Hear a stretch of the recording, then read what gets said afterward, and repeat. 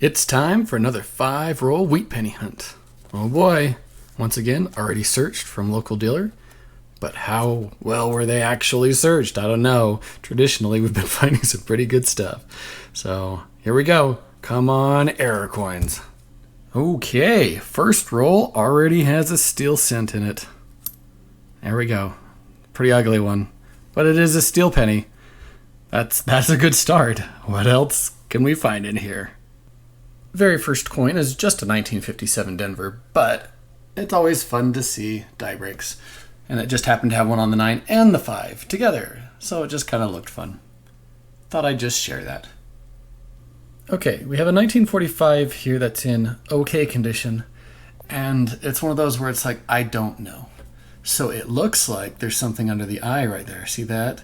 And that's a very common thing up through the 40s, is doubling around the eye, you know? And that looks like something under the eye. Now, it could just be damage. And because it's so worn and so dark and dirty, because there's a lot of dirt in here, it's hard to tell. So maybe it's something.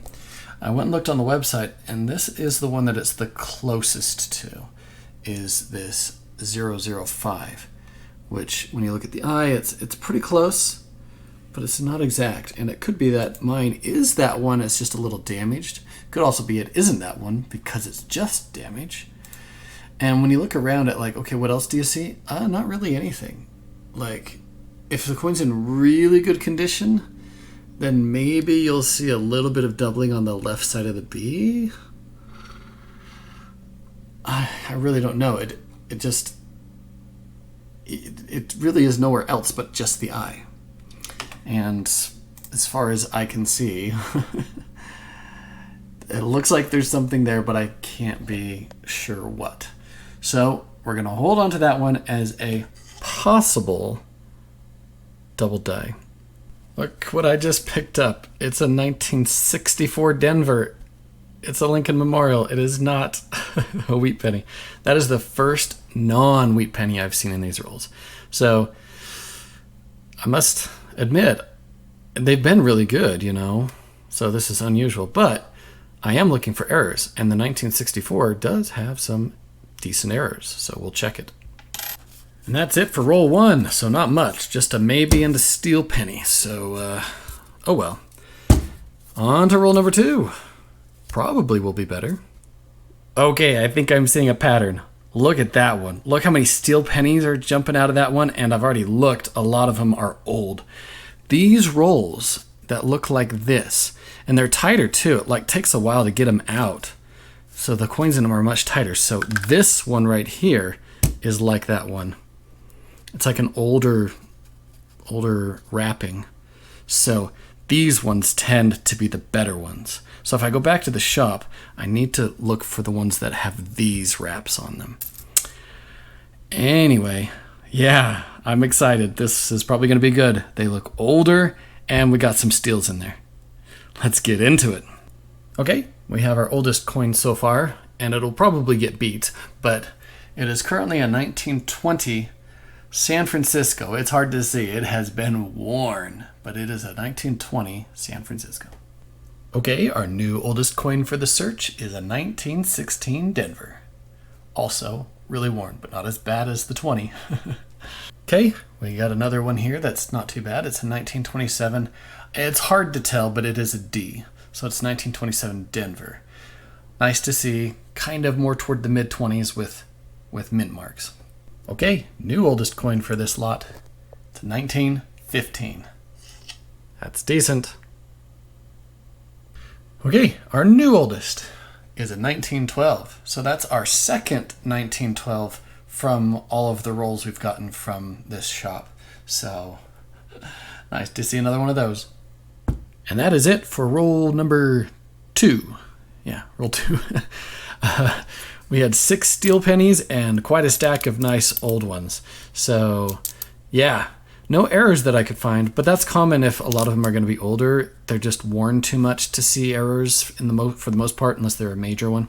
So anyway, still very happy with all the older coins. Great.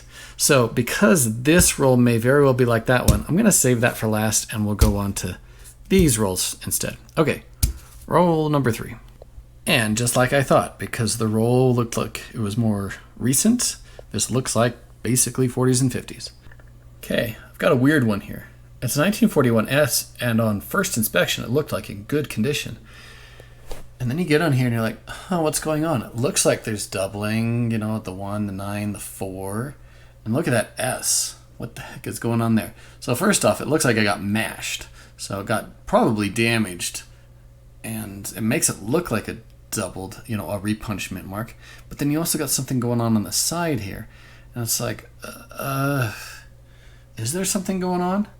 And then when you look around at other places on the coin, it's like, well, I don't see anything else, though. There's nothing else going on anywhere else. So this is where everything's happening. So machine doubling? Damage? I don't know. I can't find anything that this matches with exactly. So I don't know what's going on. Although it's interesting to note that this repunchment mark also has that appearance of being mashed. So maybe that's a more common thing. But it doesn't really match any of them. You get somewhere, you see something going up from the top of it. So you got it up at the top, but you don't have it on the side. You have it on the side, but not at the top. You really have it on the side here, but not on the top. So, I don't know. It doesn't really seem to match anything. But because I don't know and it's kind of interesting, I'll hold on to it. Got something here, it's small, it's not something I'm going to keep, but I just thought I'd bring you in and you can see there's a nice little lamination error that goes underneath the U. So it starts here, goes like this under the U and all the way to the rim. So small little lamination error. Interesting. And that's it for roll 3. Just a few maybes. That's all right. Maybes can turn into yeses at some later date. Anyway, here we go. Roll 4. What do we got? And roll 4 looks pretty much like roll 3, but maybe this is where the error is hiding. And that's it for this roll, roll 4. It had nothing in it, really. Okay, I thought this might be fun. I haven't seen what's in here yet. Let's see together. Let's see what comes out of this roll. Oh, I'm not seeing any steel pennies yet. Okay, I don't see any steel pennies, so maybe my theory isn't quite correct. But I still feel like these more tightly wrapped ones probably will tend to have the older coins that haven't been looked at for a while. Anyway, we'll get into it. So I've got this 1946. Maybe you can tell there's something going on along the left side there. And it is a lamination error. So there you can see it starting up there and running down along it there, through Liberty, and all the way down to the edge of the coin. So it crosses the coin. So, not too bad. Decent lamination error. I'll keep it. So I did just find this one. It's a 1928, so the oldest one in this roll so far, and look at the sides of it. So, I personally think somebody rubbed these, wore these off on the side post-production, so I don't think it's a true clipped planchet. But I'll throw it in my miscellaneous bag. And that's it for roll 5. So unfortunately, what it's wrapped in doesn't determine what's in it. That's too bad. I was hoping I had a surefire determination. So they are in whatever roll. Oh well. Well, I hope you enjoyed this one. It was decent. We didn't quite get the errors that I like to find, which are the confirmed double dice or repunchment marks. But at least we got some old coins, some good dates, and quite a few steel pennies. And a few other odds and ends. Until next time, happy coin roll hunting.